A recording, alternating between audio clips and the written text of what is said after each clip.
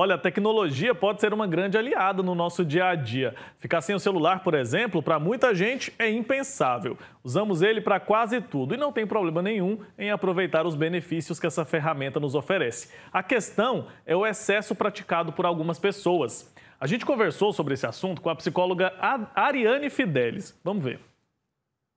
Nos últimos dias, principalmente aqui no Brasil, tem chamado muita atenção uma participante de um reality show muito conhecido aqui no país, que se envolveu em algumas polêmicas e principalmente os comportamentos muito preocupantes que chamaram a atenção das pessoas que estavam convivendo com a jovem, mas também essa relação com os pais e essa relação também com a falta do celular. Como será que anda? Como será que está a saúde mental dos jovens atualmente, principalmente com tantas redes sociais, com tanta tecnologia que a gente tem utilizado? E para falar sobre esse assunto e sobre essa relação, agora eu vou conversar com a psicóloga Ariana Fidelis.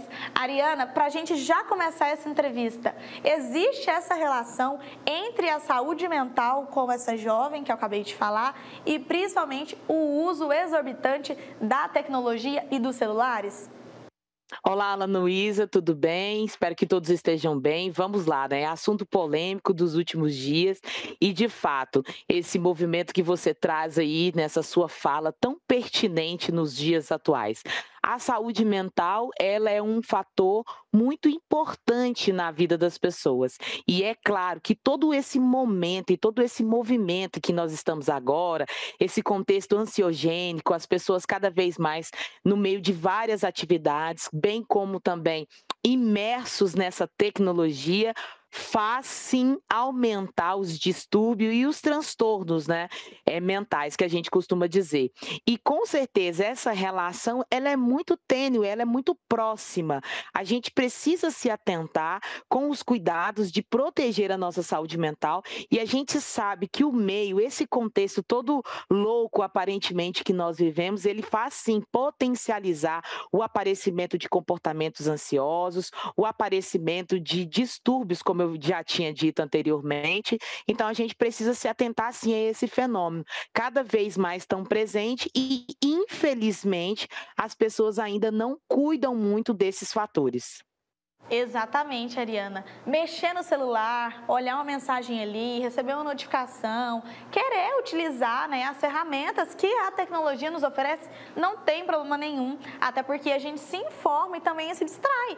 De certa forma, é um entretenimento, mas o problema é a quantidade de vezes e o uso que você faz disso, porque muitas pessoas, e principalmente os jovens, eles utilizam de forma exorbitante, chega às vezes a 10 horas no dia, 8 horas, sendo que o nosso dia tem 24 horas. Como é que você explica isso? Como é que esses jovens, será que eles encontram no celular e nessas redes sociais um refúgio?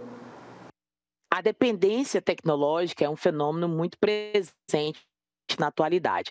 Agora, a gente sabe que por trás de mecanismos como a dependência tecnológica ou até mesmo o excesso de uso de aparelhos eletrônicos e redes sociais, ele cria em nós um universo fantasioso. O que isso significa? É porque na rede social é como se eu ocupasse o lugar de um personagem. E nesse personagem eu vou vivendo todas as minhas fantasias, os meus desejos, de maneira que ali eu posso me expressar, me colocar da forma como que eu quero. Não que não tenha regras no contexto digital. Existe sim regras, porém, eu posso me manifestar a minha individualidade da maneira com que eu queira. E isso faz com que os jovens, eles estão cada vez mais submersos a essa tecnologia, porque de fato lá eles podem se mostrar como o seu desejo quer. Então, cria-se todo um universo fantasioso entre a minha relação com o mundo real e o mundo ideal. É como se as redes sociais, a tecnologia, os avatares, eles fossem o mundo ideal, aquele que a gente planeja na nossa cabeça, aquele que a gente deseja constantemente. Mas o fato é que isso não acontece. Você citou no começo o fato do reality, onde aquela moça, ela aparentemente, ela não estava conseguindo mais se desvencilhar do real para o ideal, aquilo que era fantasia da sua cabeça e aquilo que era realmente o mundo real. Então ela se confundia em alguns casos, em alguns momentos, ela criava situações fantasiosas onde que ela não sabia mais, será que eu estou na vida real? Isso aqui é um show? Estão fazendo isso é para mim mesmo? Então, assim, a gente vê um nível de agravamento e a gente vê um nível de comprometimento de uma pessoa como essa, porque acaba que a tecnologia, esse personagem que eu criei para mim aparecer aqui agora na rede social, ele tomasse uma proporção tão grande que a Ariana real, ela parasse de existir. Ela começa a parar de existir para existir somente a Ariana idealizada, o personagem e tudo mais. Ariana, parece que você já até adivinhou minha última pergunta. A gente está encaminhando para o final da entrevista. E agora, vamos tentar solucionar. Como é que a gente pode ajudar, ser essa mão, né, esse auxílio para tantos jovens e adolescentes também que estão nessa fase tão importante de não estar tão apegado assim a esse mundo virtual, a esse mundo que existe, mas existe na tela do computador e do celular, enquanto o mundo todo aqui fora espera por ele se desenvolver, por ele se capacitar, estudar, trabalhar. Bom, se nós estivermos falando de crianças e adolescentes, de fato a gente precisa de uma imposição e de um estabelecimento de limite por parte dos pais. Os pais são fundamentais quando se trata de crianças e adolescentes. Agora, se a gente estiver falando de um jovem adulto, nada melhor como a aproximação da família, dos pares que fazem sentido e significado para este jovem, para conscientizá-lo. E como que a gente faz? A gente tem sempre que tentar se aproximar sem o julgamento.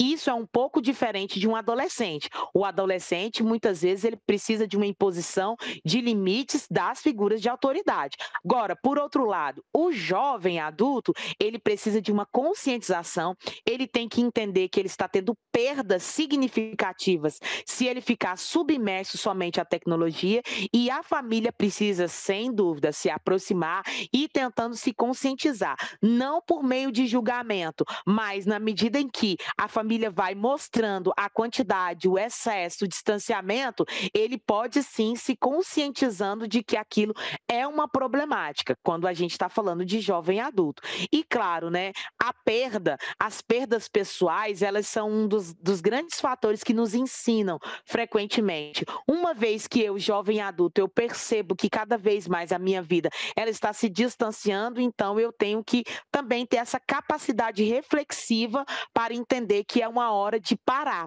Eu preciso balancear, ter equilíbrio e sempre contar, com certeza, com a ajuda de pares, amigos, pessoas para nos reforçar nessa nossa mudança de comportamento. Lembrando, esse não é um comportamento que a gente adquiriu de um dia para a noite. Isso é um processo evolutivo. Da mesma forma que você se tornou dependente da tecnologia, para você também sair dessa situação, você também vai ter que ter tempo, esforço, sacrifício e se permitir ao erro, muitas vezes diário. Então é preciso ter calma, paciência e muita cautela. Exatamente. O segredo é ter saúde mental e emocional para lidar e fazer essa diferença. Ariana, muito obrigada pela sua participação. Deixo aqui meu agradecimento e já está convidada para as próximas entrevistas e participação aqui na TV das Bênçãos do Pai. Tá certo, Ana Luísa, obrigado pela participação, obrigado por trazer, né, tantas informações importantes, e é isso, né, fundamental que haja um equilíbrio.